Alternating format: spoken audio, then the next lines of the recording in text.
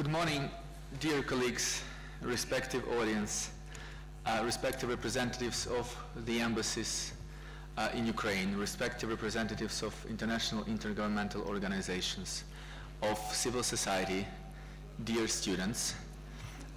We are very happy, very proud, and it's a great honor for us, for the Institute of International Relations, to co-host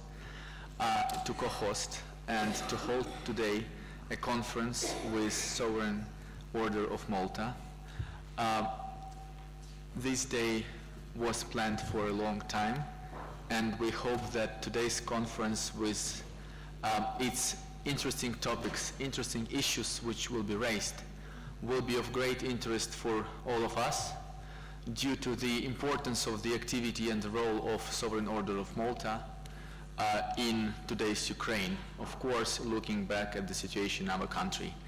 And to start with, I have a big pleasure to give the floor to start our conference with greetings, with welcoming words on behalf of the Institute of International Relations of Tarasa Shevchenka National University of Kyiv to Mr. Igor Mingazutdinov, Deputy Director of the Institute of International Relations. Thank you, Anton.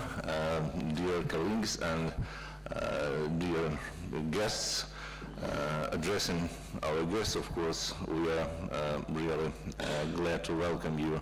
On behalf of the Institute of International Relations, we have a great honor and big pleasure to pass the floor to His Excellency, Ambassador of the Sovereign Order of Malta to Ukraine, Mr. Antonio Gazanti Pugliese di Cotrone, with a presentation on humanitarian diplomacy of the Sovereign Order of Malta. Your Excellency. First of all, I warmly thank the Institute of International Relations for this collaboration. All our guests and all the speakers of this international conference. I hope that this is the occasion for a path of reflection on some particularly important themes. Now, some considerations about the humanitarian diplomacy. The concept of humanitarian diplomacy has its origin in the complex and powerful experience that the International Committee of the Red Cross lived during the Second World War. As it is sadly known, the total war often made it extremely difficult to protect the rights and the dignity of mankind, generating a wide range of new victims. Not only war prisoners, but also entire ethnic groups were sentenced to slavery or slaughter, deported, abandoned, imprisoned, and so on, without distinction between soldiers and civilians, men and women, old people and children. In such a dramatic context, it became fundamental to guarantee a human treatment for all those people. And this is the need at the basis of the humanitarian diplomacy, which was founded on three pillars of the International Red Cross: prestige, impartiality, and neutrality. Only an institution which was universally acknowledged to possess those characteristics could operate constructively through the channels of the humanitarian diplomacy. How did it do that? At that time, its approach to the humanitarian problems created by the war was revolutionary. It became evident that in some scenarios, in order to achieve concrete results, the humanitarian action had to overcome any potential ideological opposition to the warring parties, especially those who were most responsible for the conflict and its devastating consequences. To the contrary, by attempting to open a dialogue with political regimes of any orientation, including the most radical and totalitarian ones, it was possible to find new opportunities to carry on with the activity in favor of victims of the war in a more systematic and tangible way. Far from being just silent accomplices, like someone superficially said, those people were skillfully building a sharp network of diplomatic relations aimed at opening valuable channels of communication that could be quite useful to obtain better results. Nowadays, the emergence of globalization has forced the humanitarian action to adjust to the substantial transformation of history. Those involved in the conflicts are no longer just countries. They are usually different entities, and their composition, together with their location, their constituent basis, their sources and funding, and their concrete objectives are often hard to identify. Consequently, it has become more difficult to open a dialogue without them. The situation is made even more complicated by the media, where the information provided is no longer professionally unbased, but rather undoubtedly manipulated with the most sophisticated technologies. In this scenario, the contact strategies of the humanitarian diplomacy has had to evolve too. However, their principle is still the same: to open at all possible levels channels of communication with those who hold the political power to decide, and to use every opportunity to influence their decisions in order to support the victims of the war. Among these opportunities, using international fora to launch vast campaigns raising awareness about humanitarian issues has become a particularly relevant practice, which is as well another way to influence the political choices of those who do not care about becoming unpopular in the globalized international community. Of course, it is still true that the highest the reputation and the credibility of those who practice the strategies of the humanitarian diplomacy are, the better will be their consequent results. And it is still believed that diplomacy and humanitarian action can be combined, originating unexpected synergies, either using traditional and formal systems or taking new informal paths. Thus, we come to a general theorization of the humanitarian diplomacy. The International Federation of Red Cross has stated that the objectives to which the humanitarian diplomacy has to aim at are especially a better care of the interests of the most disadvantaged sections of the population by the decision makers and the opinion leaders, a closer contact with the decision makers developing the ability to influence them, a greater capacity for dialogue on both national and international level, greater visibility and facility to communicate for those who work in the field of the humanitarian diplomacy, a stronger capability to manage every useful resource, the collaboration with other entities characterized by the same humanitarian goals. Moreover, the humanitarian diplomacy is said to include advocacy, negotiation, communication, formal agreements, and any other measure that might turn out to be useful for the purpose. In other words, the final goal of the humanitarian diplomacy can be found in its capacity to redirect the decision makers to make them operate for the sake of the most vulnerable people in full respect of the fundamental humanitarian principle. It is on this basis that the humanitarian diplomacy of the Sovereign Order of Malta was born, with all its peculiar characteristics. As the Grand Master said during his speech to the diplomatic corps on January 2016, at the basis of the mission of the Order, there is the dialogue, which has the aim to build bridges and maintain peace between people and governments. However, in order to achieve this goal, it is necessary to provide answers and political solutions with long-term projects and objectives. Besides, the Order underlines the appalling situation of many millions of refugees in war and the difficulties that usually arise in the countries with their numbers is particularly high. In order to improve the living conditions of these people, it is necessary to provide constant social support and medical care, and to keep providing assistance even when the attention of the media starts to fade away. Anyway, the Order of Malta also highlights that the humanitarian action, which intervenes in all kinds of crises, including the ones caused by epidemics or natural disaster, can find a further significant driving force in the spiritual values animating the religious organizations. The observation open up new interesting prospects, which, if properly coordinated, can develop unprecedented synergies in the fight against the critical situation such as poverty, disease, and war. But it is necessary to stick by a particular point, as the Order of Malta has always done, ever since its foundation more than 900 years ago. The religious belief can act as a glue and represent a profound inspiration for the organization operating in the humanitarian sector. Nevertheless, it must never turn into a cause of discrimination for the people in need.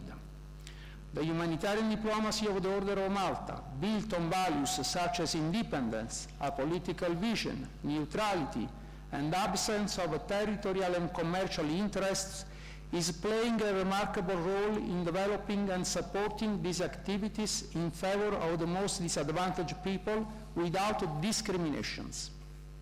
The complex global network of diplomatic representatives of the Order proves to be more and more important in a context in which, from one side, there is a tendency towards an almost exaggerated globalization, and from the other side, there are confused attempts to deconstruct the traditional older states in favor of a wide range of strictly local communities.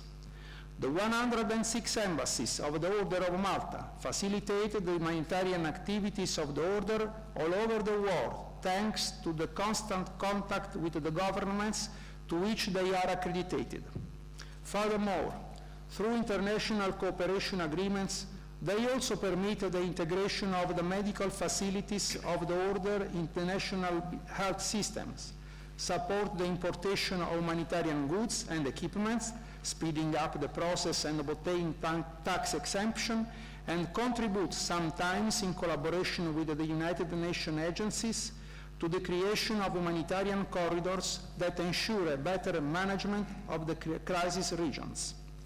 The humanitarian diplomacy of the Order also plays a fundamental role in supporting the action against the tragic trafficking in human beings by systematically and constantly working to increase awareness among the public about several issues, such as the creation of programs for the economic and social development of the countries where the biggest migration flows originate, a more reasonable allocation of resources, the necessity of reconciliation agreements between the opposite factions, and the effective implementation of the Geneva Convention signed in 1951. The diplomacy of the Order is especially committed to this last point. It is necessary to reaffirm in all appropriate fora the humanitarian values established by the Geneva Convention as a result of the terrible experience of the Second World War. This operation is becoming more and more crucial nowadays, when the conflicts involve the so-called non-state actors, which, with their different kinds of extremism, usually do not care about following the rules of the Convention. This situation gives origin to the tragedy of the victims of the armed conflicts that the Order is particularly committed to help, together with the great flows of refugees in Europe and all over the world.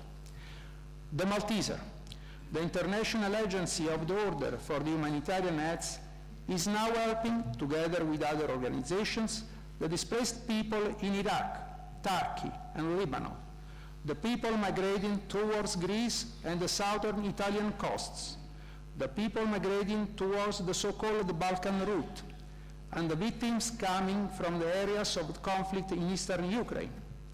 Not to mention the help given to the victims of epidemics and natural disaster in Kenya, South Sudan, Ivory Coast, Cameroon, Philippines, and quite recently the victims of the earthquake in central Italy.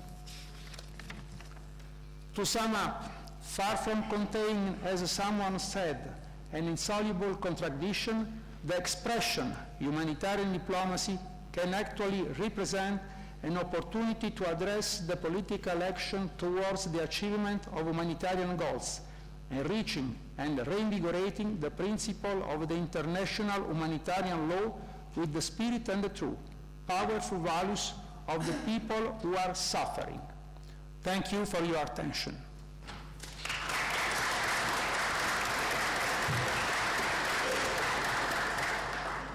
Thank you, Your Excellency, for such an interesting speech with defining these problematic aspects and issues which we all have unfortunately now in Eastern Ukraine.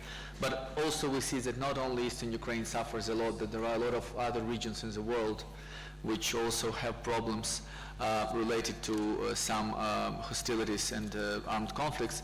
And it is very important that you mention international humanitarian law, about which I think we'll talk today more, because this is this sphere of international law which can really help these victims in order to secure their rights and freedoms. And it is a big pleasure for us, for the Institute, to give this floor to His Excellency Monsignor Vitaly Krivitsky, Bishop of Kyiv-Zhytomyr Diocese of Roman Catholic Church, who will speak about the role of churches in managing crisis. Vladiko.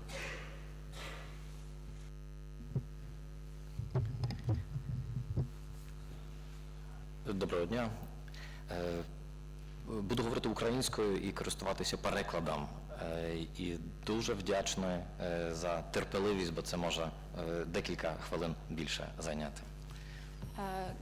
Good morning, dear colleagues. I will talk in Ukrainian, but I will use the interpreter, so sorry and thank you for your patience, because it will take a little bit more time. Буду використовувати також термінологію таку церковну, бо говоримо про конфлікт, і так як церква може його врегулювати, і не можемо обійтись від, власне, цих підставових фундаментальних речей. I will also use some religious terminology, because we are talking about the role of the churches in managing crisis and war crisis. Свята Катерина Сієненська, домініканка третього чину, містик, політик, так говорила у своєму часі до певних ієрархів церкви. Saint Catherine of Siena, the Dominican of the third rank, mystic politician, said in her time, she said in this way about some hierarch of church. Якщо б замислилися вони над своїм станом, не впали би у таке нещастя. Були би тими, ким мають бути, а не є. Через них є цілий світ зіпсутий, бо чинять гірше, ніж люди світу. Мали би дбати про душі, а стараються лише про високі посади і великі доходи. If they think about their state, they won't fall into such bad times. They would be those who they should be, but not the people they are. Because of them, the whole world is spoiled, because they do worse than the people of the simple people. З огляду на своє грішне життя викликають у людей презирство і неслухняність церкві.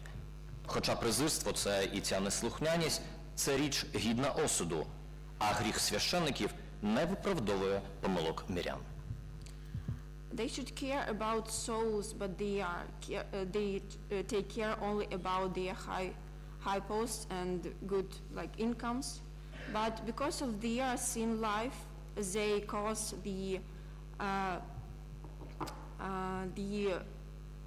inobedience to the church. Though this inobedience is the thing that was condemned, and the sin of the priests do not they are not the reason for the wrongs of the simple people. Жила у 14 столітті, у неспокійні часи, коли навіть римський понтифік перебував у авіньйонському полоні. Мав шанс повернутися до Риму лише у тому випадку, коли ворогуючі італійські королівства примиряться. They lived in 14th century when even the Roman pontificate was in the Avignon papacy. He had the chance to come back to Rome only in that case when the Italian kingdoms were fighting, and only in case of their peace he could return.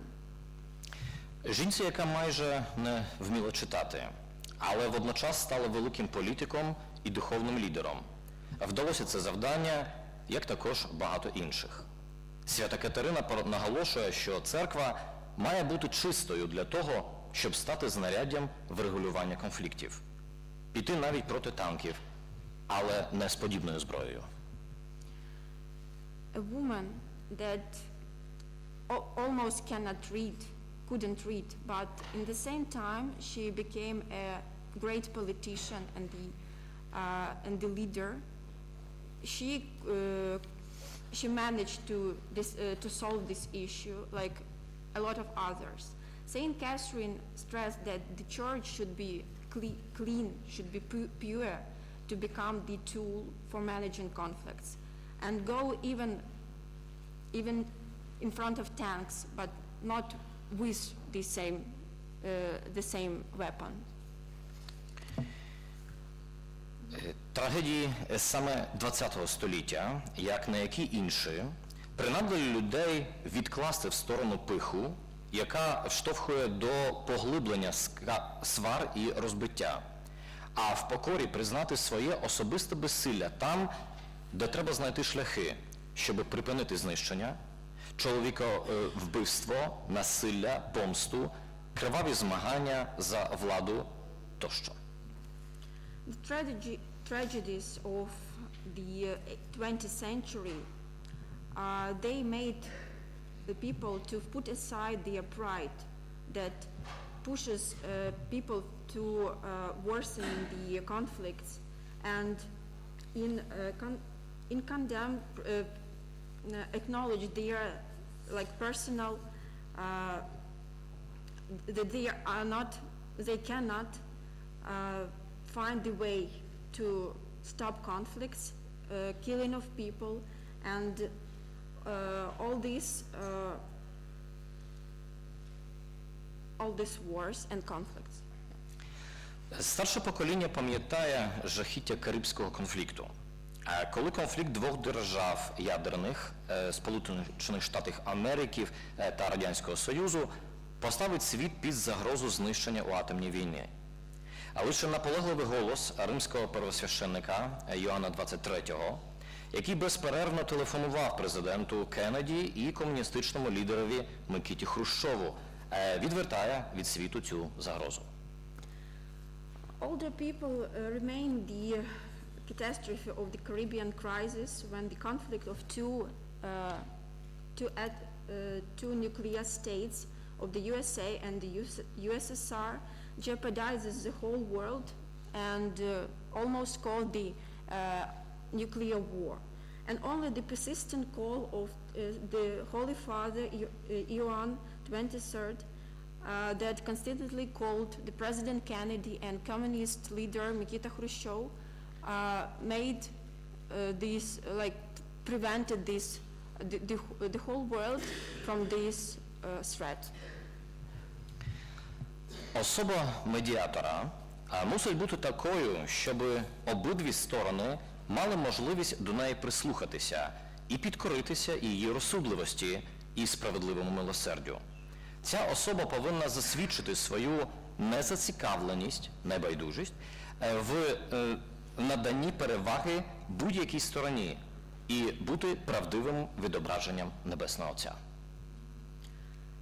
The person of mediator should be such that the both party had the possibility to listen to him and obey to his wiseness and just charity. This person should be unbiased and do not should be unbiased and to be the truth the truth person who represent the Holy Father. Отця, який рівно любить всіх своїх дітей, того Отця, про якого Христос говорить наприкінці нагірної проповіді, що Він каже сонцю світити для добрих і злих, і щоб дощ орошав гідних і негідних. The Father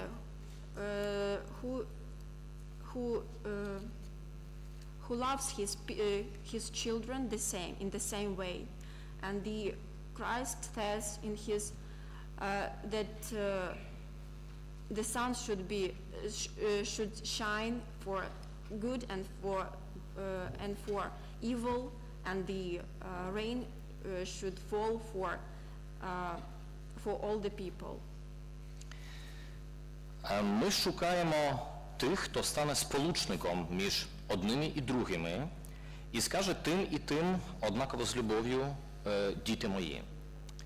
Хто заради любові і життя не побоїться опинитися між молодом і ковадлом, не побоїться того, що та або інша сторона, що оглухла від галасу війни, знищить мирний голос до любові. Хто не побоїться принести себе в жертву, яку від віків називаємо жертвою мирною. We are looking for those people who will join the one and another party and will tell the one and other party with the same love, my children, who won't be afraid to become like to come to different threats, and won't be afraid that the one or other party will be deaf from the war and will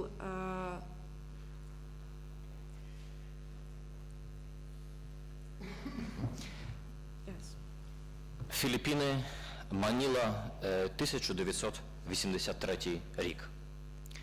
В той час уступає місцевий диктатор Фердинанд Маркос, але, як ми знаємо, це відбувається, за кожну ціну хоче залишитися при владі. Philippines, Manila, 1983, and we know the situation when the dictator Ferdinand Marcos wanted to keep his authority in any price, for any price.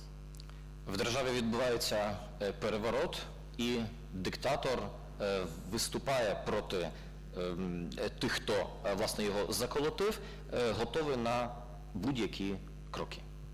And the dictator was ready to take his authority, and for any price, for any cost, and even for the life of people. Розуміючи, що невдовзі пролється кров, філіппінський кардинал Сін через один єдиний такий інструмент, через радіо Верітас, закликає, що всі люди вийшли на вулиці в молитві. In that time, Cardinal Sin used only the only tool he has, and he called through the radio Veritas for the people to come out to streets and just to pray. На вулиці Маніли виходить понад 2 мільйони мешканців. And more than 2 million people came out to the streets of Manila. Вони не озброєні, вони виходять лише для молитви. They didn't have any weapons, so they came only to pray. Диктатор направляє в їх сторону військо, міцне військо, також 25 танків. And the dictator, he used 25 tanks, and he wanted to use them against these people. Люди стоять на вулицях більше 4 днів. People stayed more than 4 days in the streets. Військо не осмілюється виконати розказ диктатора. But the army didn't dare to obey to the dictator. Після того, як диктатор уступить, на його місце приходить комуністична влада, яка за кожну ціну схоче вбити попереднього диктатора Фердинанда. And after this dictator stopped his activities, the communist authority will came, and this authority, these officials, they would like to kill in any cost this dictator. Кардинал Сін знову втручається в цю справу, і через півгодини цього диктатора вивозять з держави, щоб не доконалася, власне, чергова збродня. And once again, Cardinal Sin interfered in this situation, and only in half an hour this dictator would be taken out of the country, not to be killed. Церква представляє Бога, який хоче виправити кожен конфлікт і до кожної людини підходить об'єктивно, як батько. The Church want to represent the Holy Father, and it wants to protect any person, and to be just in any situation. Так само пам'ятаємо, як після прийняття князем Володимиром християнство як державної релігії Києво-Галицької Русі розпочався бурхливий процес розбудови і несамовитого укріплення та поширення Київської держави. We also remember that after the Knyaz Volodymyr took the Christianity as a state religion in Kyivo-Galицka Rus, the very active process of our state building began, and the beginning and expanding of the Kievan state. Але трагедія політичної боротьби за владу привела до братовбивчих конфліктів, через які знищувалось все, що було здобуте унаслідок загального прийняття християнства. But the tragedy of politician fights caused a lot of conflicts, and these conflicts, they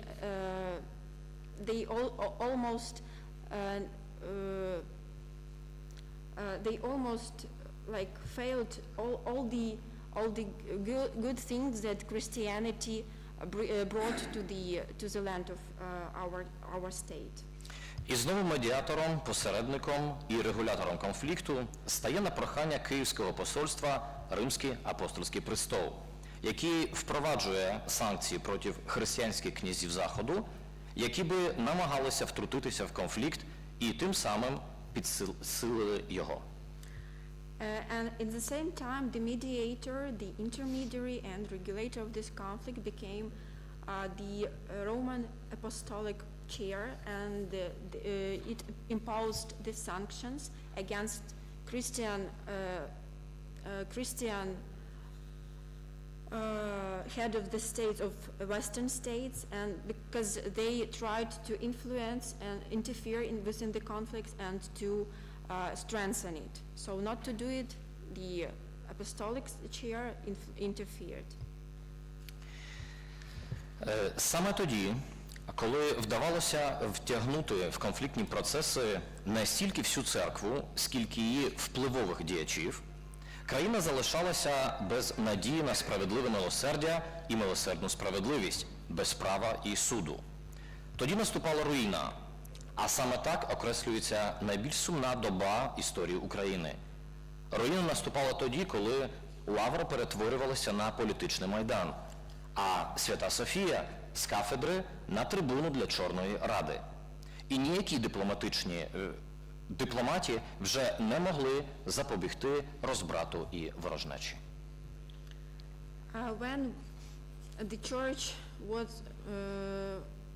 even though the church was involved in the conflict, but not the whole church, but they are separate officials and representatives, the whole country were left without any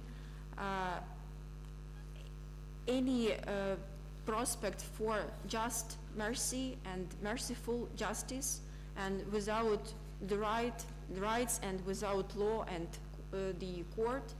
So the Ruina came, and it was the most like sad page in the history of Ukraine.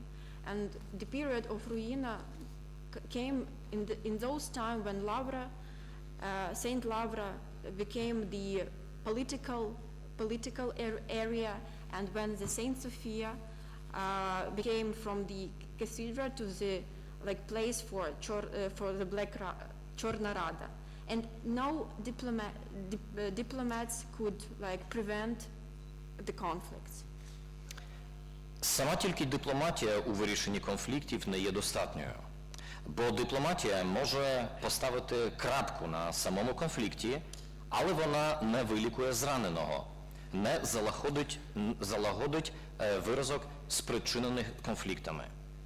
Пожежа незадоволення, агресії, бажання відмститися буде перебувати у прихованому стані, тліти в глибині і чекати лише часу, щоб знову вирватися назовні.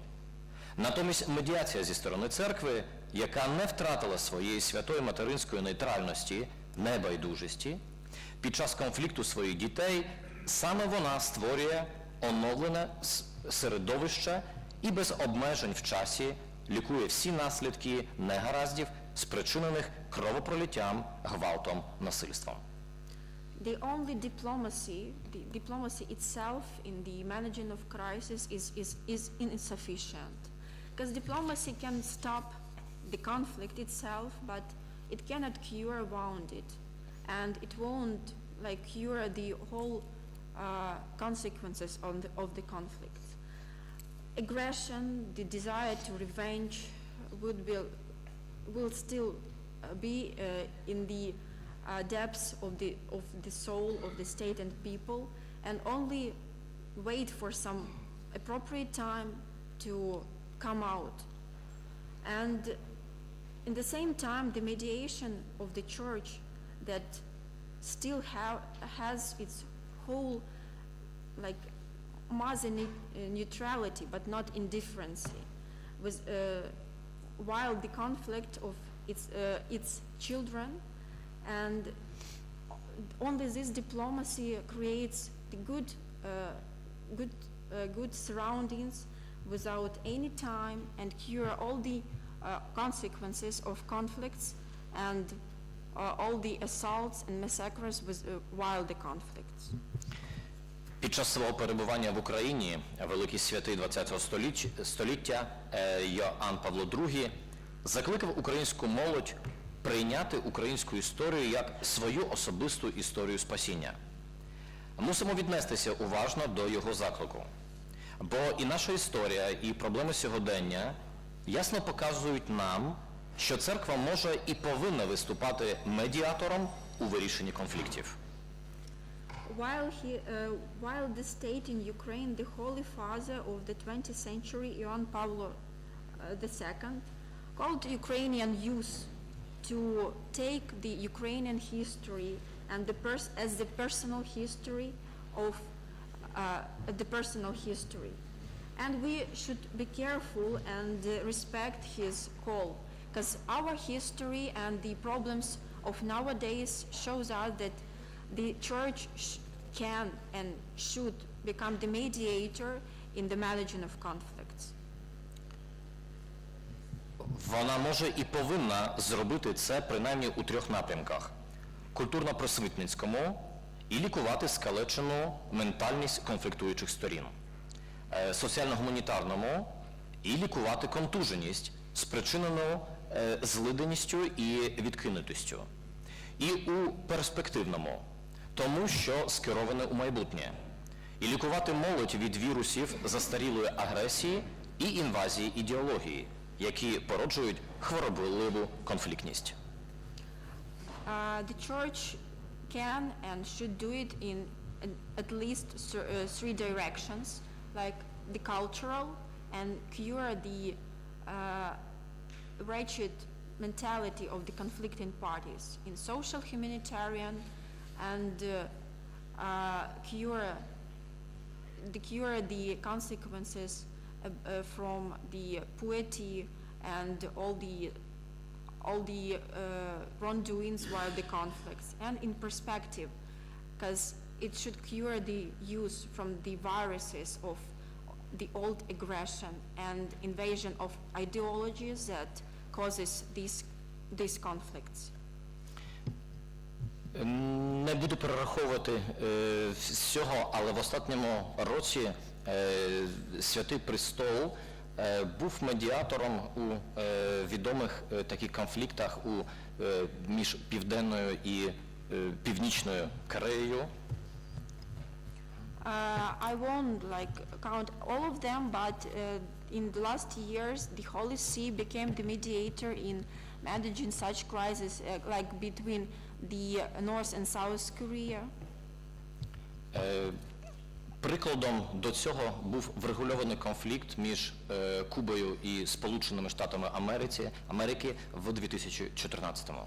As example, we can also say the managing of the conflict between the Cuba and the USA in 2014. Де медіатором знову ж таки виступав Ватикан. Where the mediator was the Vatican and the Holy See. На закінчення тільки хотів би привести слова, які папа Франциск сказав у М'ямні тепер 28 листопада, говорячи знову ж таки про примирення. To sum up and to sum it up, I would like to tell you some word that the Saint Father Francisc told in Myanmar on the 28th of November about the management of the conflicts. Важкий процес будування миру і національного примирення може поступати вперед лише через заангажування на користь справедливості і пошани до прав людини. Difficult process of peace building and national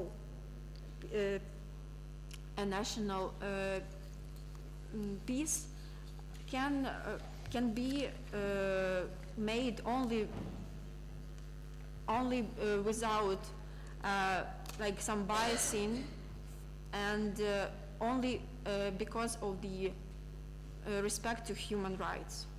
Мудрість мислителів окреслила справедливість як бажання визнати за кожним те, що йому належить, у той час, як пророки давнини вважали її основою справжнього і тривалого миру.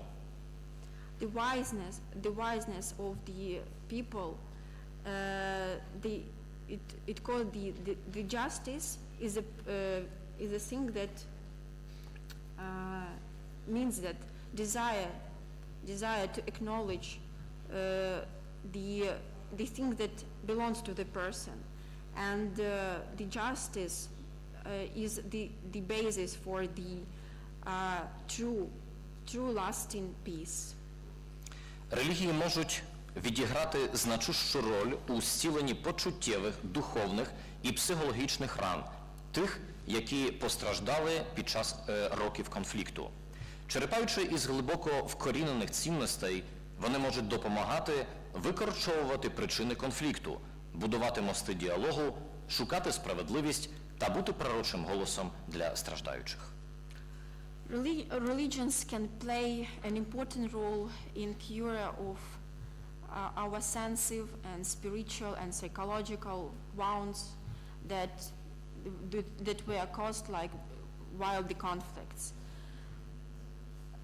Using the deep values of this religion, we can help to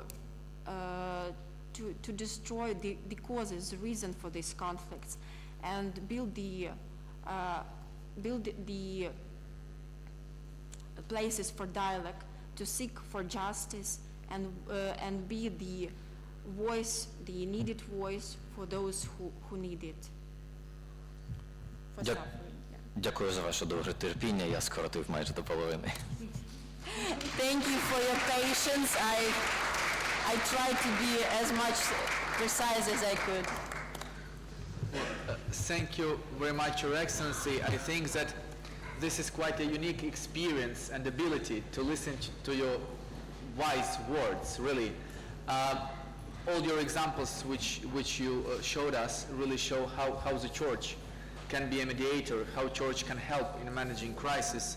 And of course, for today's situation in Ukraine, this also can be done. And also, in this respect, we shall also remember that church is the institution which has the biggest support of people in Ukraine. People in Ukraine believe in church leaders, in religious leaders. So that is why, of course, your words are of great importance for today's discussion. So thank you very much, Your Excellency, for your presentation. And now, please, let me give the floor to Reverend Andriy Nahirnyak, Vice President of Caritas Ukraine, Ukrainian Greek Catholic Church, with the presentation of the activity of the Ukrainian Greek Catholic Church in overcoming the humanitarian crisis caused by armed conflict in eastern Ukraine. Good morning, glory to Jesus Christ. Today we have big feast, entered Holy Mother in the temple, but this theme of this conference is very important, so I'm here, not in the church. I will speak in Ukrainian, so sorry. Наша думка про роль церков, очевидно, має зосередитись на таких двох важливих моментах. Перше – це роль церков у миротворенні, миробудуванні.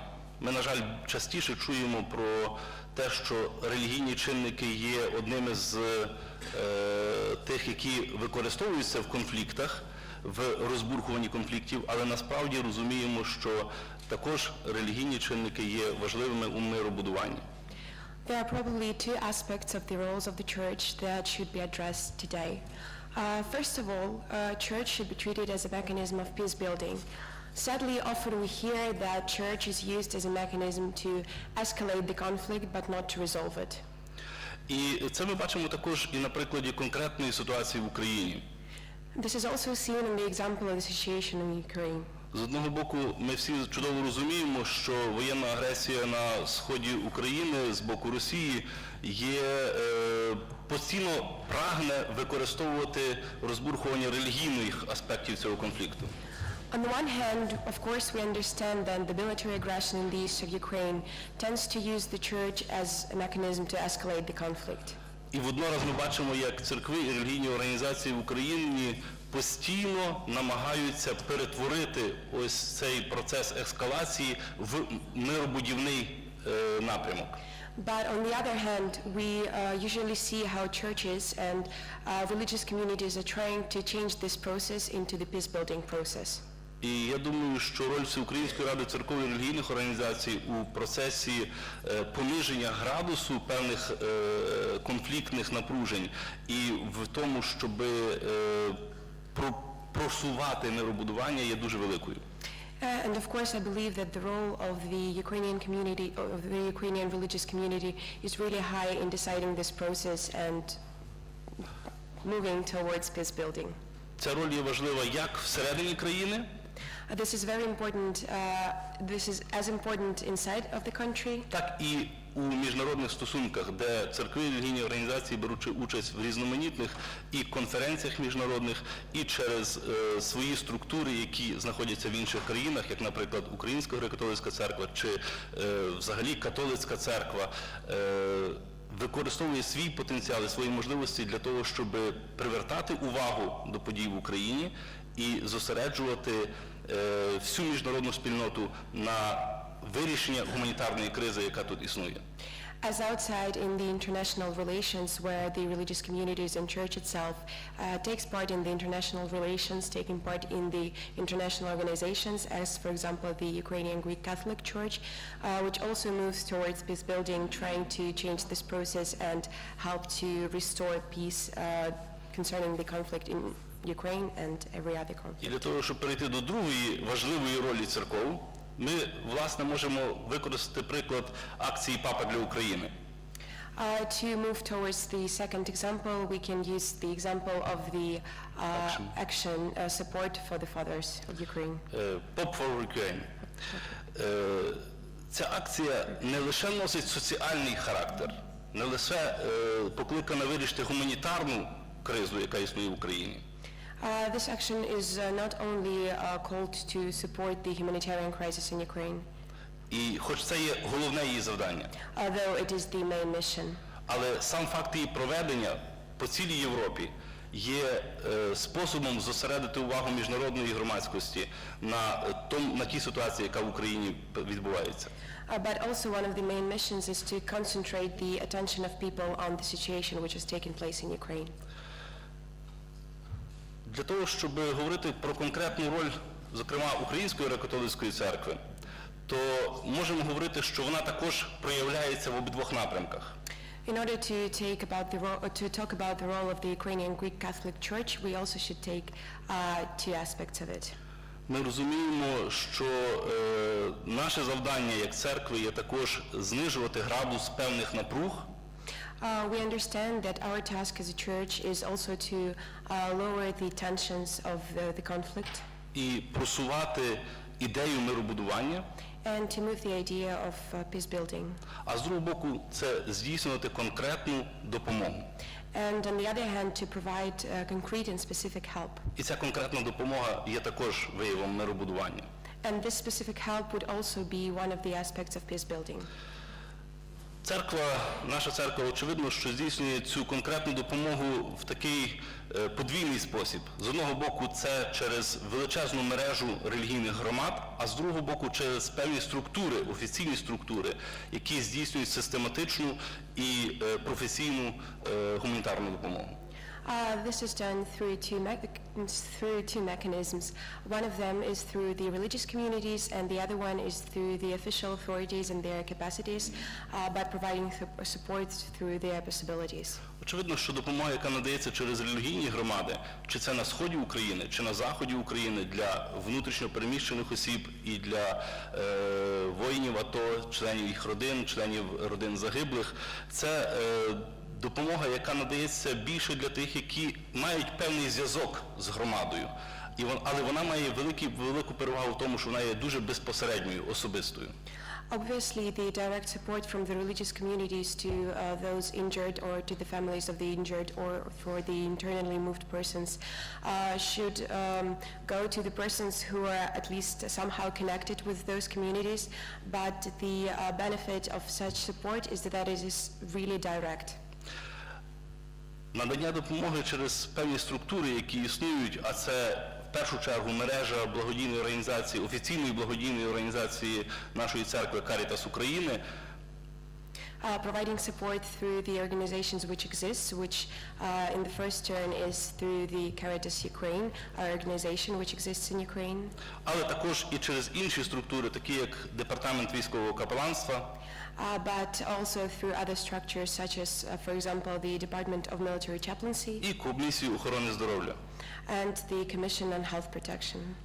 В цих структурних наших діях ми, очевидно, базуємося на принципах надання допомоги потребуючим незалежно від їхньої релігійної, національної чи політичної приналежності.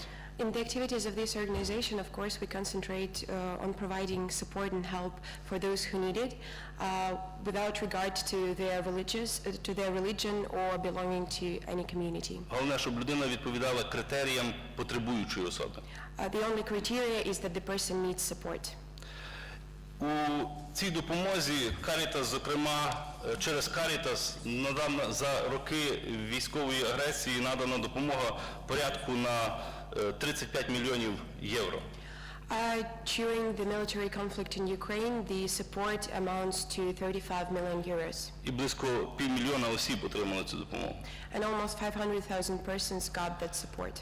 І ця допомога надається, очевидно, в першу чергу в зоні, яка є близька до військових дій.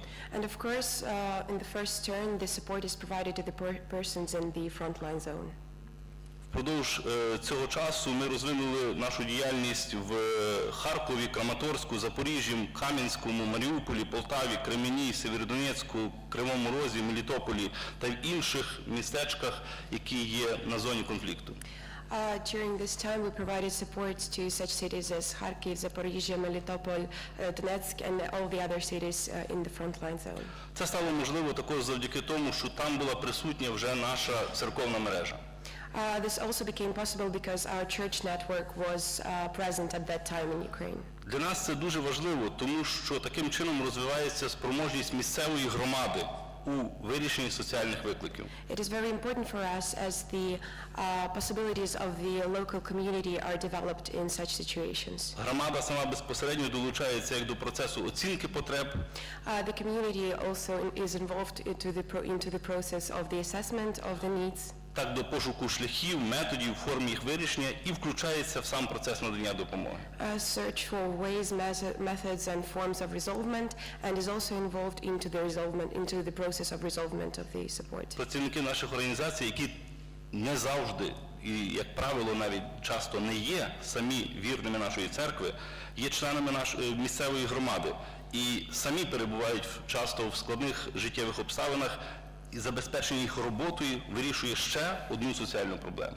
The representatives of our organization do not always belong to our church, but they belong to the community, and they are often also in the complicated conditions of life, and providing them with the workplaces also solves one of the problems of the unemployment in that regions. Дуже важливим є те, що, будучи, скажімо, релігійно базованою організацією Caritas, таким чином навіть після завершення реалізації міжнародних гуманітарних проєктів буде продовжувати працювати над вирішенням викликів, спричинених воєнною агресією з боку Росії на сході України. Though even religiously based, Caritas will be also able to continue its work in Ukraine even after the conflict between Russian Federation and Ukraine in the east of Ukraine is resolved. І це є перевага, власне, місцевих організацій, наших організацій в тому, що вони нікуди не втечуть з України, так, як міжнародні організації. And of course this is the benefit of local organizations and communities which will not get away from Ukraine after the conflict is resolved. Бо ці проблеми – це наші проблеми. Because these problems are our problems. Впродовж цього часу, очевидно, що найбільша велика допомога, як я вже згадав, була надана також, зокрема, з допомогою наших партнерів. І одним з великих партнерів поруч з, наприклад, Catholic Relief Services чи Caritasом Німеччини, чи урядом Німеччини, це також допомога, яку надає безпосередньо Папа. Of course, the support was also provided by our partners.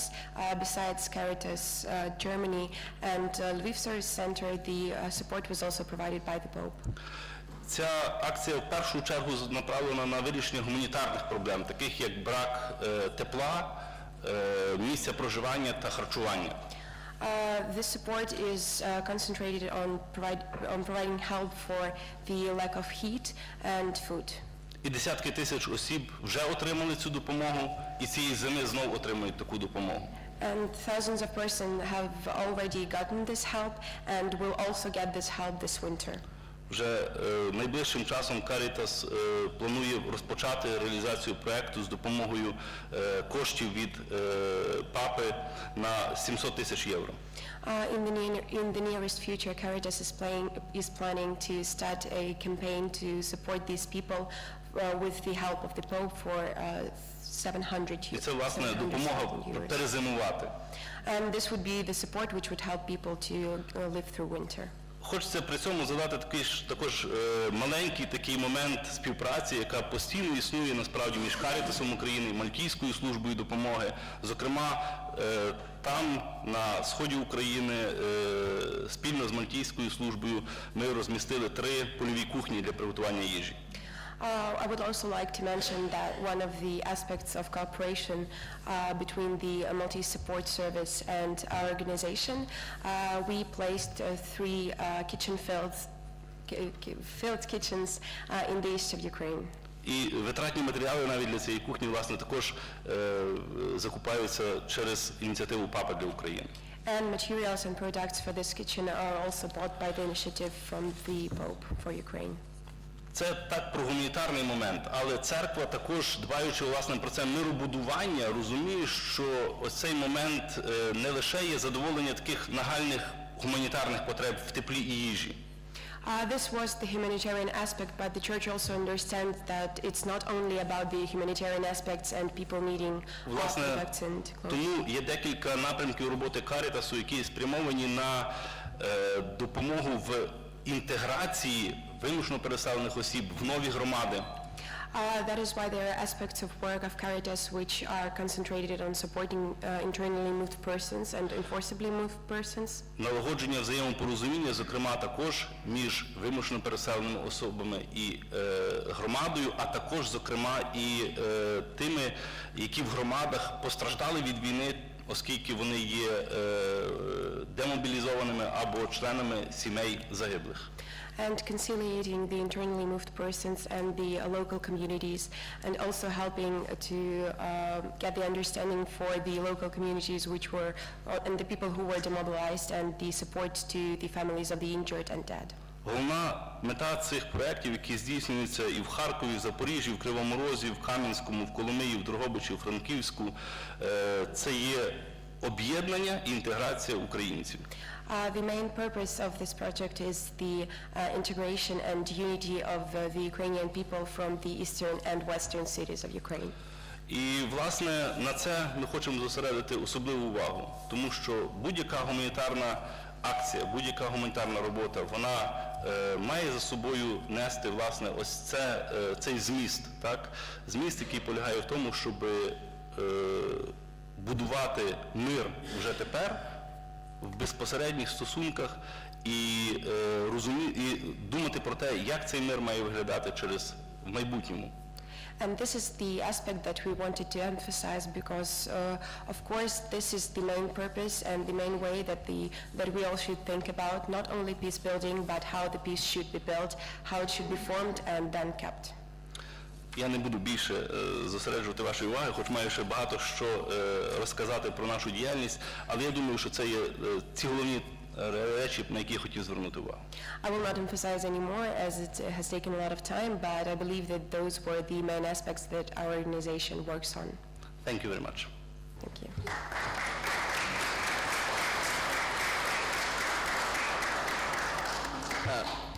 Thank you, Reverend Nahirnyak. I'm sure that all the Ukrainian society is really thankful to Ukrainian Greek Catholic Church, to Caritas Ukraine, as to those organizations who are really very active with helping people who are in need in general, and also helping people in particular who live near the conflict line and who really feel all those bad aspects of hostilities and of armed conflict which is going on in the east of Ukraine. And the next presentation will be of big importance because we are really happy to give the floor to Mr. Alan Ashliman, the head of the delegation of the International Committee of the Red Cross in Ukraine. Again, we all know the role and the activity of the ICRC in Ukraine, all the help, all the support which it provides to the people in need in our country. So we are really thankful for all the work which ICRC does here. And Mr. Ashliman will talk about humanitarian diplomacy of the International Committee of the Red Cross as a neutral intermediary in the armed conflict. Thank you very much. Excellencies, ladies and gentlemen, first of all, I wish to thank very much the Order of Malta and the Institute of International Relations of the Tarasa Shevchenka University for organizing such an interesting event, and also to invite us to speak. And to start with, I wish to acknowledge and express thanks for the central role of churches and faith-based organizations for both helping to solve conflict, but also to alleviate suffering of people within conflict. I would say some words about my organization, then to speak in general terms about humanitarian diplomacy, how we see it, and then what is our humanitarian diplomacy, and give some example from the world, but also trying also to give example from Ukraine. Neutral, independent, and impartial humanitarian action in situation of armed conflict and internal violence is at the heart of ICRC mandate and a fundamental part of its identity. The ICRC seeks dialogue with all actors involved in a given situation of armed conflict or internal violence, as well as with the people suffering the consequences, to gain their acceptance and respect. This approach generally gives us the widest possible access both to victims of the violence and to the actors involved. It also helps to ensure the safety of our staff. In this way, we are able to reach people on all sides of the front lines in active conflict areas around the world, such as Syria, Iraq, Yemen, Afghanistan, Myanmar, Colombia, Somalia, South Sudan, Democratic Republic of Congo, and Ukraine. The ICRC role as neutral intermediary follows on logically from this operational approach. Now let me speak about diplomacy. Diplomacy is becoming increasingly diverse and fragmented. It is no longer primarily bilateral, but also multilateral. It's no longer simply intergovernmental, but also multi-institutional and multifunctional, what we call multi-track diplomacy, and no longer exclusively the prerogative of ministries of foreign affairs, given the growing role played by other ministries, multinational companies, and multiple private actors and non-state pressure groups. Humanitarian diplomacy is increasingly recognized as a full-fledged branch of diplomacy. This diplomacy can be characterized by the actor which conduct diplomacy, meaning a humanitarian actor, or the content of such diplomacy, which means humanitarian issues, international humanitarian law. Other features we can identify are humanitarian diplomacy is independent from state diplomacy. It's based on holistic and multi-pronged approach, which includes bilateral confidential dialogue, which can be formal or informal, political mobilization, intervention in multilateral fora and organizations, public diplomacy and positioning, meaning also advocacy, public campaigns, communication initiatives, and advisory services. Humanitarian diplomacy is directed to a wide range of actors, state or non-state actors. It might be bilateral or multilateral. It includes operational or institutional thematics. It's short and long-term initiatives. It's strictly limited to humanitarian sphere. It's more persuasion than negotiation. And we have a limited use of transaction because humanitarian diplomacy is dealing with suffering, values, and legal norms. Its leverage is based on legal reference, binding or non-binding instruments, political support, moral authority, and network or use of champions. Now I would like to give a definition we use for us, that humanitarian diplomacy is any action which aims at influencing and possibly modifying the political choices of states, non-state actors, and international or supranational organizations in view of ensuring a better respect of international humanitarian law and principles, the body of rules that protects those who not or no longer are fighting, and promote institutional and operational objectives of the ICRC. In other words, our humanitarian diplomacy consists mainly in making the voices of the victims of armed conflict and other situations of violence heard, in negotiating humanitarian agreements with international or national players, in acting as a neutral intermediary between them, and in helping to develop and ensure respect for humanitarian law. We can distinguish three main objectives in our humanitarian diplomacy. First, promoting international humanitarian law and customary law. This includes working on legal development, codification, and implementation. I will come back on this. And ensuring compliance in concrete situations. Second objective is gathering support for ICRC access to vulnerable groups and negotiate its license to operate. We multiply contacts to facilitate field operation and strive to defend and promote impartial, neutral, and independent humanitarian action. This includes our role as a neutral intermediary and activities of good offices and sometimes even mediation. Third objective is positioning the ICRC on humanitarian issues and maintaining a relevant role towards affected populations. Through dialogue, we explain our positions on issues of humanitarian concern and raise awareness of the needs of those affected by armed conflict and violence. We try also to shape the debate on specific humanitarian issues. Here I can refer, for example, to the campaign we launched some 2-3 years ago to improve the protection of health care and health workers in the conflict, or to work on humanitarian access. This also includes guarding against the use of humanitarian activities for military or political ends. Our humanitarian diplomacy, particularly our role of neutral intermediary, has several legal bases in the Geneva Conventions, as well as the statutes of the International Red Cross and Red Crescent movement. The most significant one is Common Article 3 to the 1949 Geneva Conventions, which stipulate in its last paragraph, and here I quote, an impartial humanitarian body, such as the International Committee of the Red Cross, may offer its services to the parties to the conflict. The parties to the conflict should further endeavor to bring into force, by means of special agreements, all or parts of other provisions of the present convention. The application of the preceding provisions should not affect the legal status of the parties to the conflict. Concretely, this means that the ICRC has a right of initiative. It also indicates that our activities and humanitarian diplomacy cannot be considered as interference and do not imply recognition or have any political consequences. Finally, it also generally requires the consent of all parties involved before the ICRC can act. In Ukraine, we had also to explain, based on this Article 3, that our presence and activities in non-governmental cultural areas cannot mean and provide any recognition, in particular any political recognition.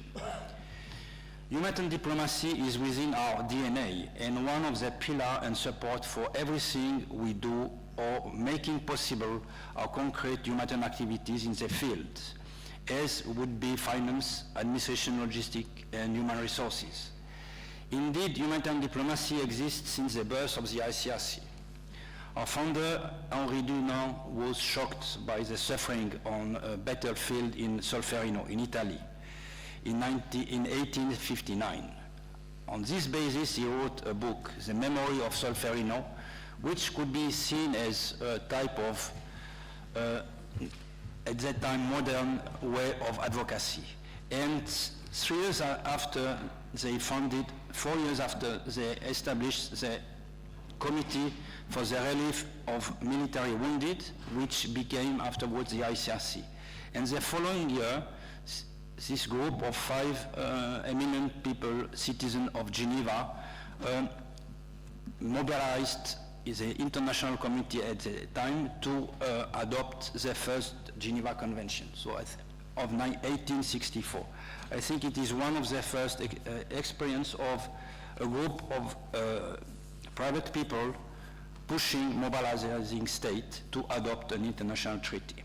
Now, let me give you some example of humanitarian diplomacy at a world level. On substantive issues, we had major involvement or achievement of our humanitarian diplomacy in different treaties, as the adoption of the Geneva Convention number 2 in 1906, the new Geneva Convention, 3 Geneva Conventions in 1929, and the 4 Geneva Conventions in 1949, and then the additional protocols of 1977. Then we were also very active in the Ottawa process to ban landmines, and by the way, we are celebrating today the 20th anniversary of this very important treaty.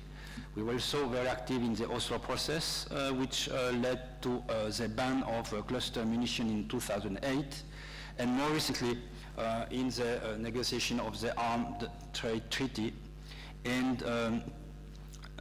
the laser blinding weapons, and we were also very significantly involved in discussion concerning the nuclear ban treaty.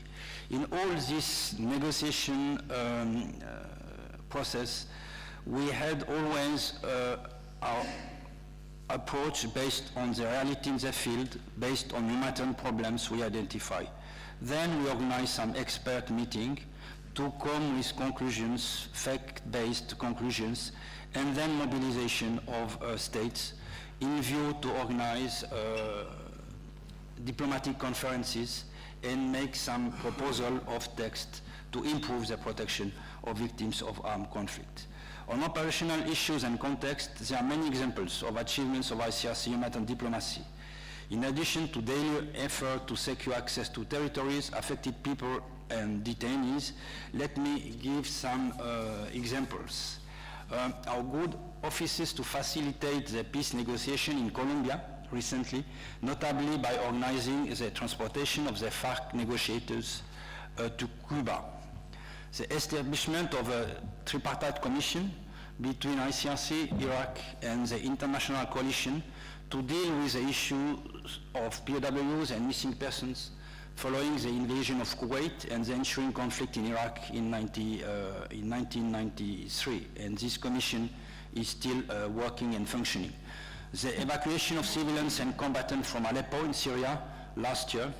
Our good offices on the occasion of the hostage crisis at the Japan embassy in Lima in 1997, where we were authorized by the people having taken the hostages, this MRTA group, to enter the embassy and to provide relief and food to the hostages.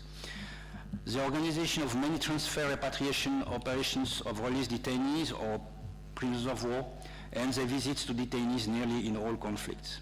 The negotiation to obtain access to medical services for the wounded and sick without discrimination or ensure healthcare across front lines by obtaining the security guarantees in many contexts, starting in El Salvador in the 80s up to now as in Ukraine.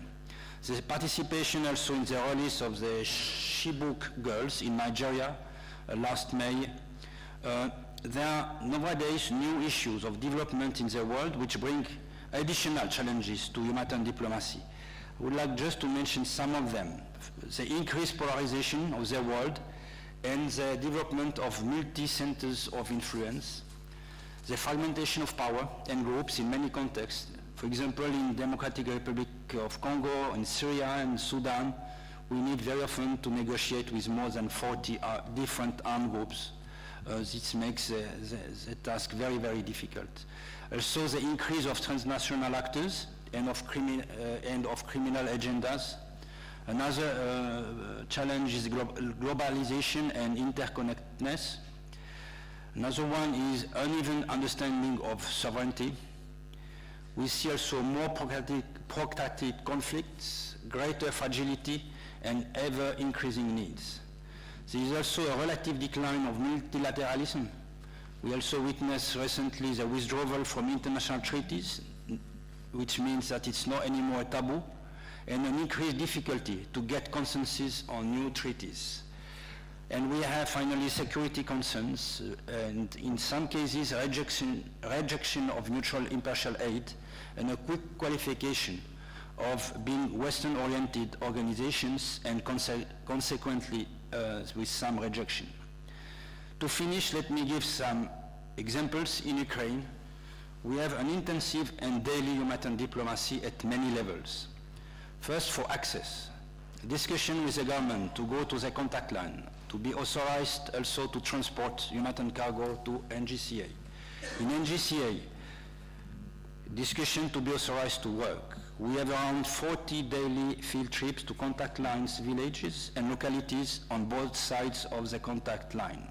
This means notifications and information to all sides, and then multiple contact with military staff, community leaders, civilians, to ensure that minimum security conditions exist.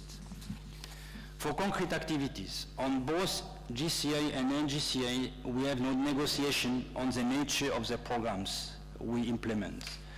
We have also negotiation to have access to persons detained in relation to the conflict and participation in the release, transfer, exchange of processes. We also are transporting sometimes family parcels and exchange of family letters from families to conflict-related detainees on both sides of the line of contacts. We also help families in their endeavors to get information about their missing relatives, facilitate the exchange between sites, including sometimes transportation of DNA samples. As a neutral intermediary, we have been calling for the establishment of safety zones around critical installations. We have also been calling on several occasions for reinforced ceasefire to enable repair of critical installations as water pipes or gas pipes. We are trying also now to repair Stanisław-Luganska Bridge, exactly in the gray zone.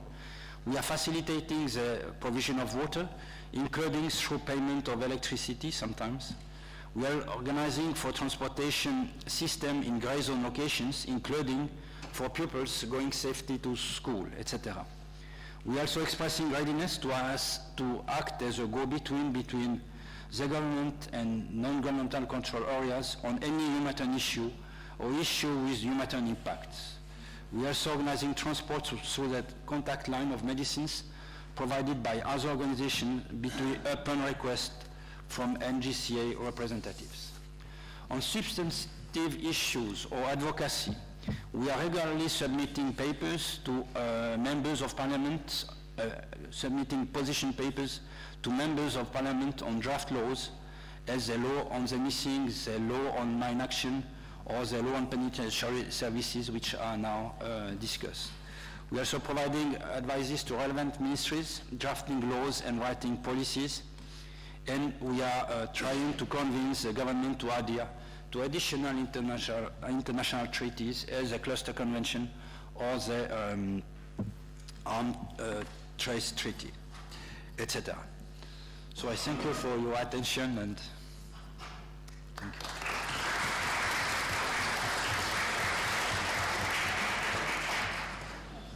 Thank you, Mr. Ashliman. Once again, I think all the Ukrainian people is now very grateful to the ICRC for all the actions which ICRC nowadays perform in Donbass in order to help people in need. Well, we are a bit late, but I think that we still have two very important presentations, and of course I think that we will continue with them. First of all, we are very happy to have here with us Ms. Natasha Stoikovska from UNICEF in Ukraine. Of course, UNICEF is an institution, organization which deals with children, with their rights and their needs. So I think it will be very important for us to listen to the presentation of the role of UNICEF in humanitarian affairs. Of course, I think that it's talking specifically about children. Yes. So, Ms. Stoikovska, please, the floor is yours. Thank you so much. Thank you very much to the university for this invitation.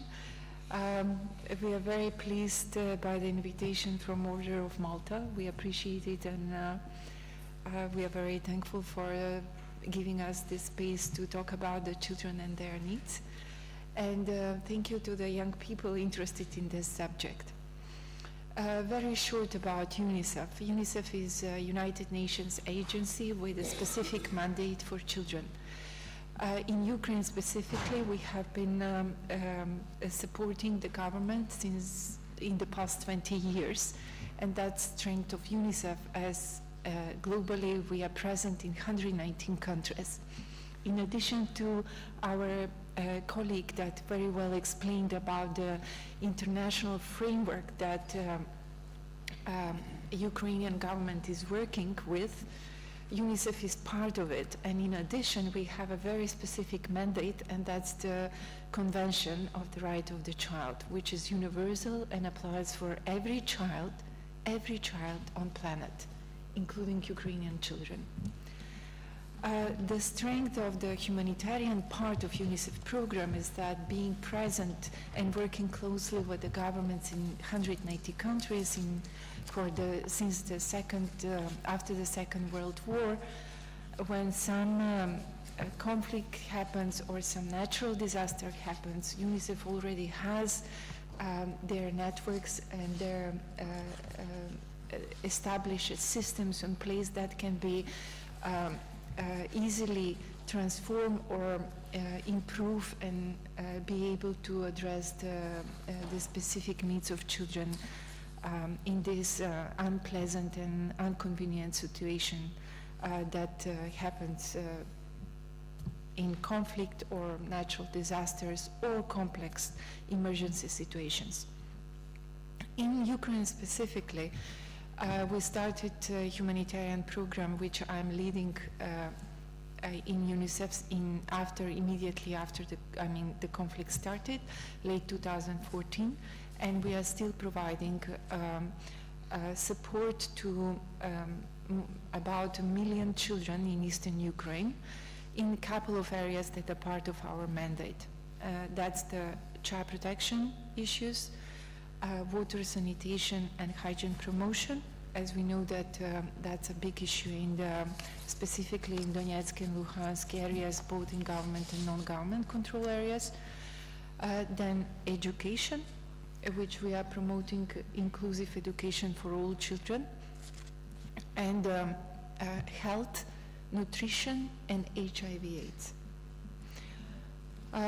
UNICEF in the humanitarian situations is working very closely with the faith-based organizations because the churches are very well established, and their support to the most vulnerable people, it's of critical knowledge and establishment. Working closely with the church and with the faith-based organizations, we can quickly address the needs of the children that are out there that is very difficult to reach, and they are the most affected. This support is often it's happening in Ukraine, and this cooperation as well as worldwide. We, as our colleague from ICRC mentioned, UNICEF as well is working for all children, for every child, and is really implementing the humanitarian principles and is supporting governments and population to really make sure that all children are protected and the rights are protected for every child, regardless if they're from non-government control areas or government control areas. Because the basic principles for every child to protect their lives, to protect their healthy development, and to access the school education, it's universal. It's for Ukraine, and it's for every child on the planet. Specifically, the diplomacy now, I would like to add, not to repeat what our colleague said, it's changing. Previously, we were working through the Ministry of Foreign Affairs, through the ministries, through the leadership of the churches and other faith-based organizations, and kind of a leadership of the armed groups. Now I would like to mention that diplomacy is on every level, especially as we work for children and youth.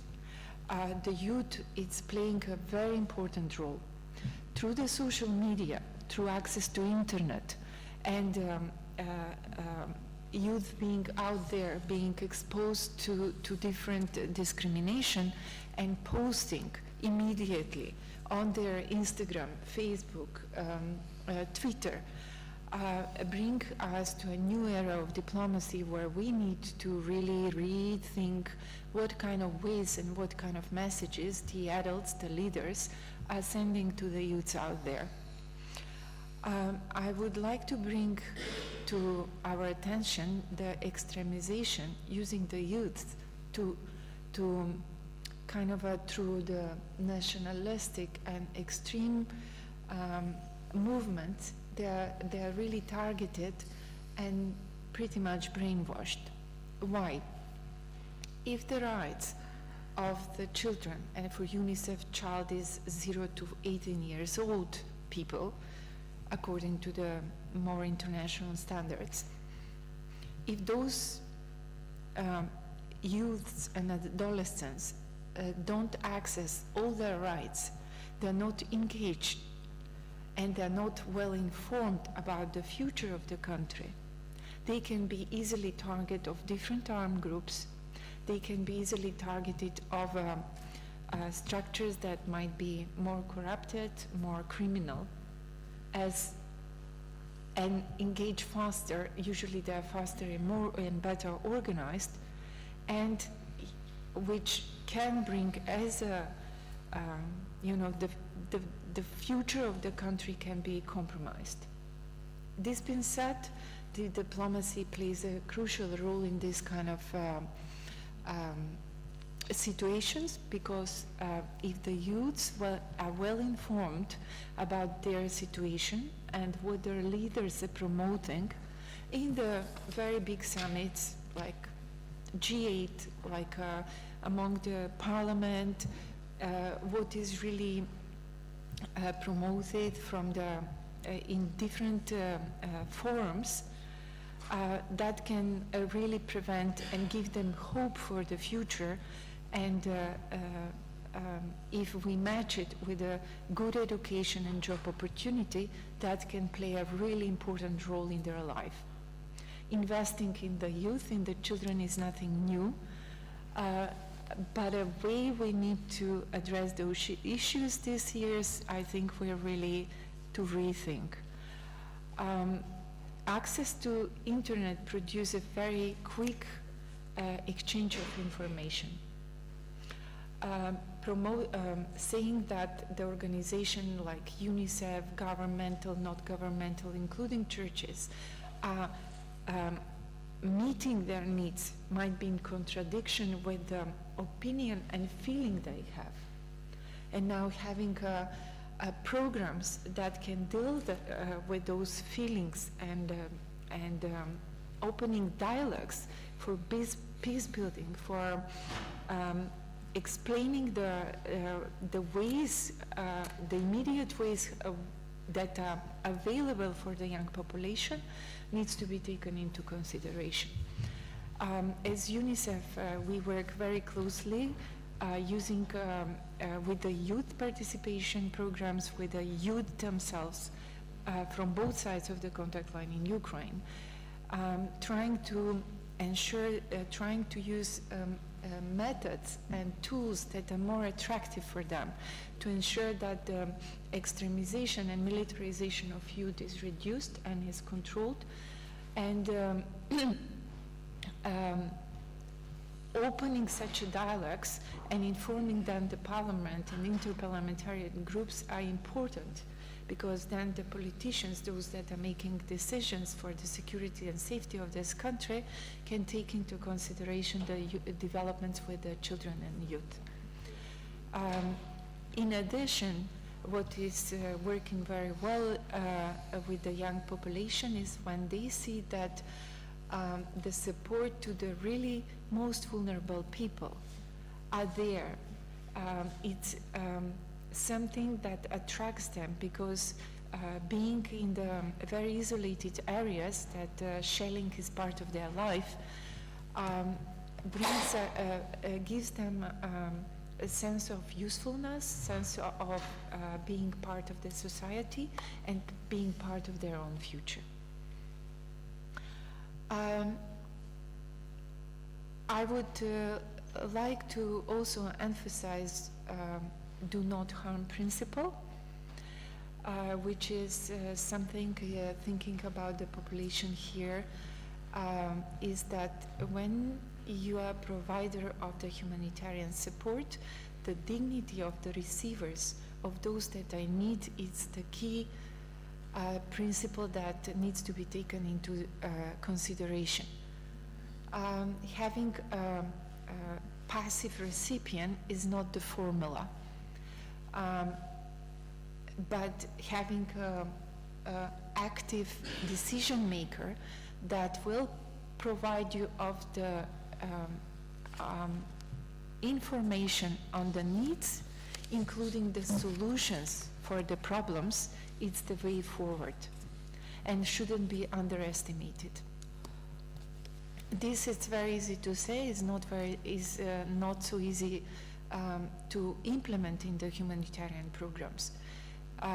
Because as our colleague from ICRC said, that not often access to those children and families in need is always granted, which is against the humanitarian principles, but however, due to military activities, due to political constraints, not always the humanitarian actors can be timely in the places where they are most needed. Needs to be advocated continuously, and the access to the most affected population and children along the contact line needs to continue on every level. And then through the access and through the open dialogue with the affected population, the solution can be found and can be implemented through the parliament and changing of law and changing of the adopting the law on the new situations. I would like to mention that my last point, because I know that the time is running. The basic needs absolutely needs to be addressed, but one step further and linking the basic needs with the development is something that is always necessary to be done, because in that way we use the financial resources appropriately and we use the human resources appropriately. The youths out there that are affected and their life has changed dramatically since 2014 in Ukraine is something that can be used as a potential of this country for further development and adopting as some of the basic human rights can be even more advanced in the Ukrainian situation. UNICEF was there, as I mentioned, is here since 2014 in the humanitarian settings, but in Ukraine in the past 20 years, and we will continue to be in Ukraine as a supporter and promoter of the children and youth for their voices to be heard and integrated in the Ukrainian future. Thank you.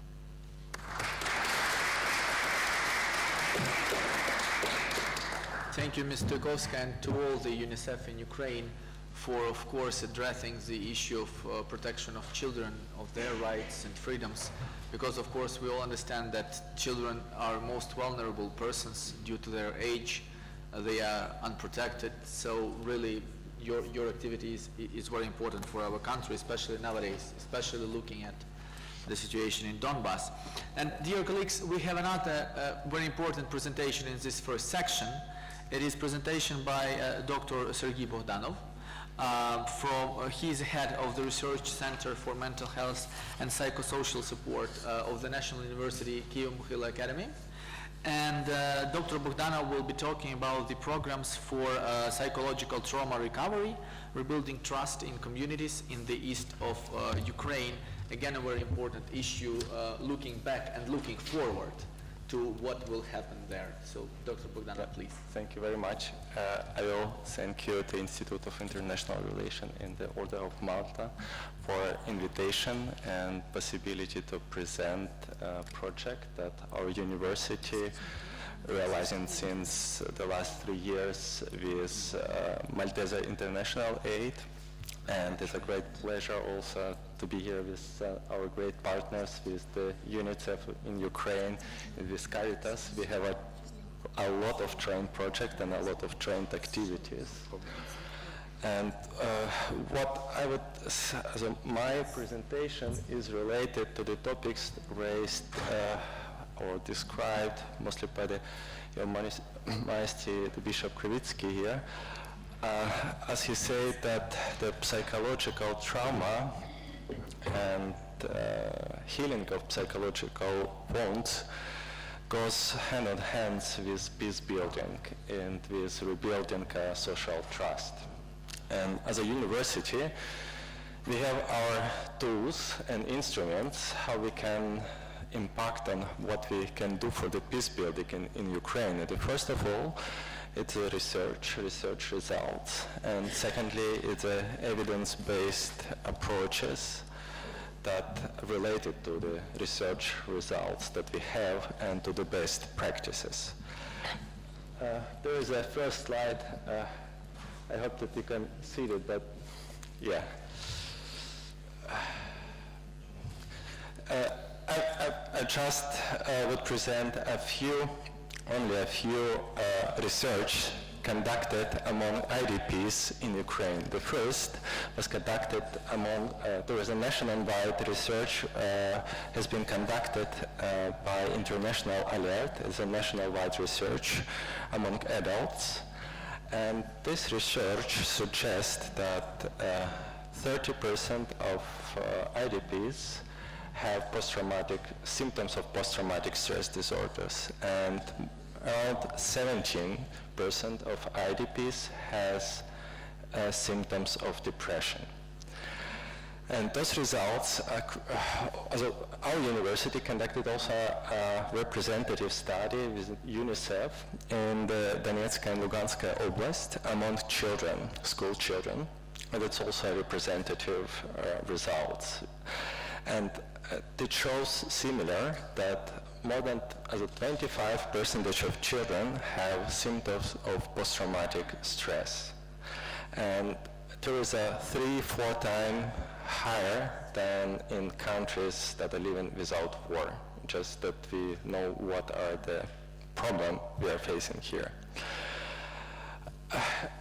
You probably cannot read, but I will do it. I wanted to present some voices of people we are working for, because we conducted some qualitative studies, or a lot of qualitative studies. We asked the people how they experience the conflict, and we understand that those symptoms affect individuals because, for example, I just will read some citation. One person said that you don't understand anything. There is endless depression. The other citation, the effects of the stressful experience unheal wounds that can last for years. I had to break out of a stable life. I do not know what will happen next. Fear of a new life, of all new. Those symptoms also affect families. And also a few citations. Conflicts happen, psyche is unstable. The son was killed at the age of 26. I can't sleep because of it. Someone offended someone. Someone are not able to agree what belongs to whom.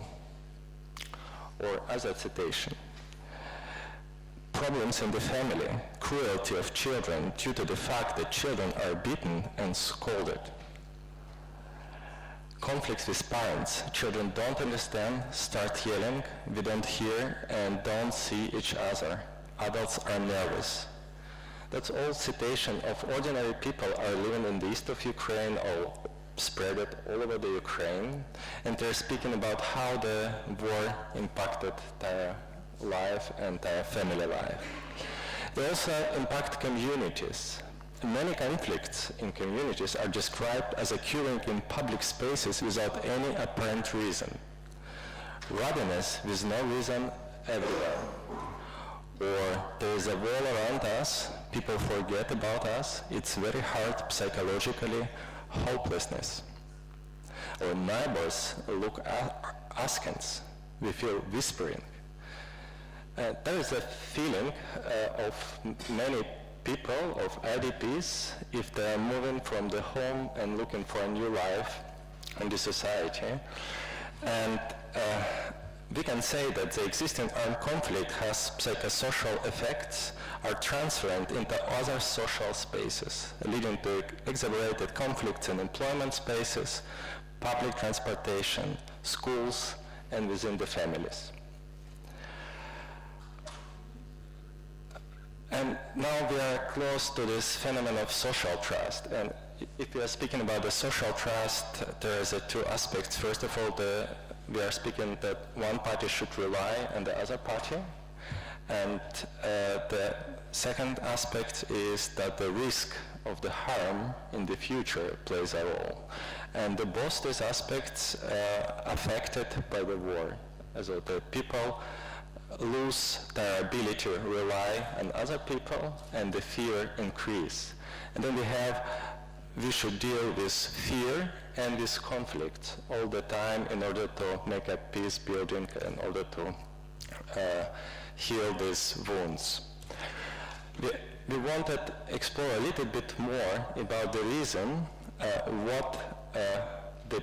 we asked the children what their thinking are caused of the family conflict. And it was interesting. The main reason was that there's an instability in the lack of money.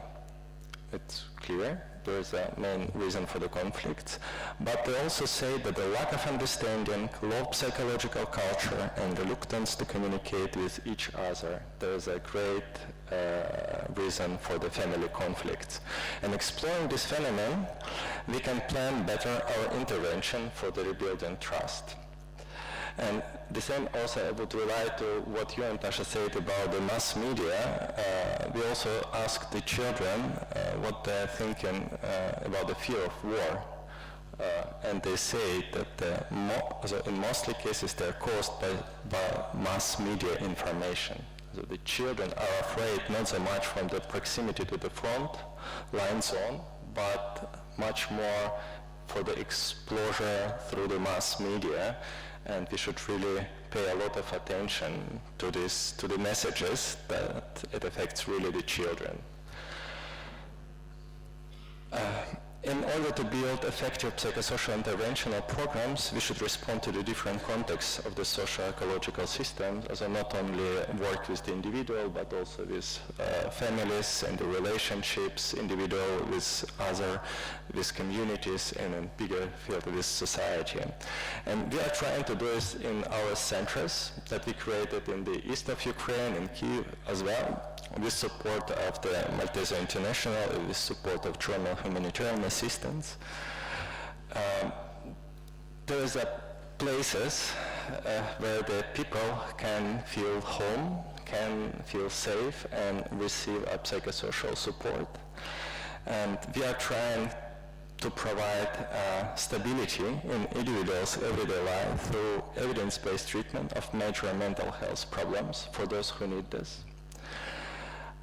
We increase psychological culture and develop social competencies of affected families through creative art activities, family psychological counseling, educational programs for parents, joint social activities, and try to invite and involve as many families as we can, but also try to keep this to be honest and really keep the relationships to the people and see and be as really as somebody who stay for those people, for their pains and hopes.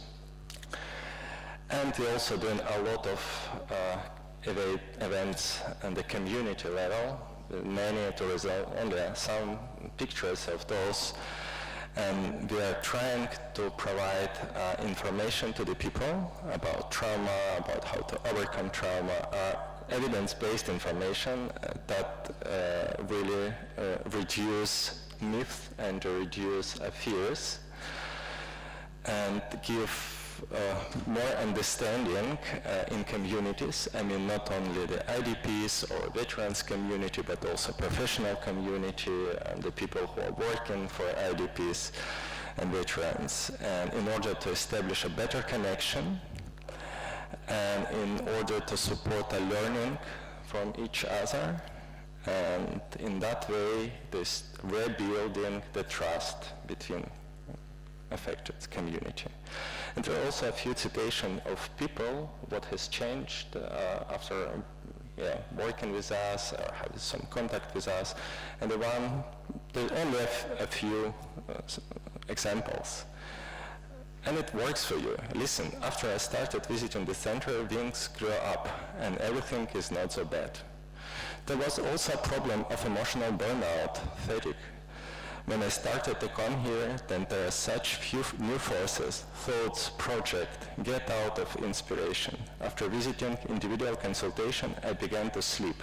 I became calmer. I jumped out of losing pills, but I very used to use these years. I really began to access the life situation. Well, my psychological state is now merit of the center. And that is only a few feedbacks from our clients. Thank you very much. Follow us on the Facebook. Thank you.